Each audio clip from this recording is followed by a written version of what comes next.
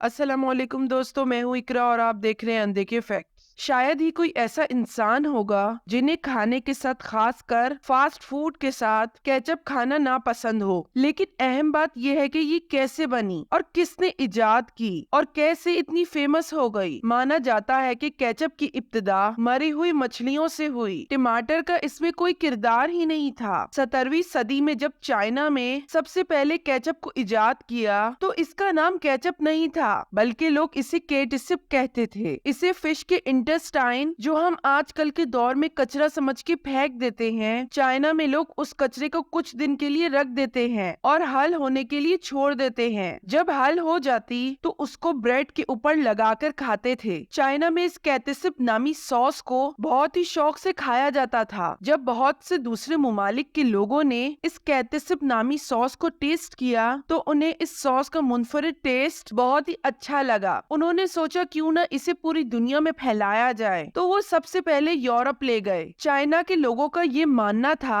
Fish के intestine से बनी ये सॉस सेहत के लिए भी अच्छी है और मजेदार भी। लेकिन जब ये 18वीं सदी में यूरोप पहुंची तो उन्हें इसका जायका बहुत ही अजीब लगा। उनका मानना था कि कैटसप नामी ये सॉस मछली के कचरे से बनी है और ये तो खराब हो चुकी है, क्यों ना हम इस सॉस में कुछ और ऐड करें ताकि इसका जायका भी अच्छा हो जाए और इसकी लाइफ भी बढ़े। तो उन्होंने कैटसप में मशरूम डालना शुरू कर दिए। ये तजुर्बा इतना मशहूर हुआ कि लोग हर खाने में इसे शामिल करने लगे। फिर कुछ ताजिर बहुत ही अच्छे से जानते थे कि अब इस कैटसप को एक्सपायर होने का भी डर नहीं और इसमें वेजिटेबल भी ऐड है, क्यों ना दूसरे मुल्कों में भी इसे बेचा जा सके। और वो 19वीं सदी में इसे इंग्लैंड ले गए। उन्हें ये सॉस तो बहुत पसंद आई, मगर असल मसला ये था कि इस सॉस का मुश्किल नाम जो कि वो याद नहीं रख पा रहे थे। वो इस सॉस को इसके टेस्ट से याद कर पा रहे थे। फिर इंग्लैंड के लोगों ने ये फैसला किया क्यों ना इस सॉस को आसान अल्फाज दिया जाए, तो उन्होंने इसका नाम केचप रखा। फिर इसमें बहुत सी तब्दीलियों का आगाज शुरू हुआ और इस सॉस का नाम केचप रख दिया। वो तब्दीलियां थी जिसने इस केचप को मुकम्मल तौर पर तब्दील कर दिया। जैसे ही 19वीं सदी शुरू हुई, इसमें फिश के इंटेस्टाइन को खत्म किया जा चुका था।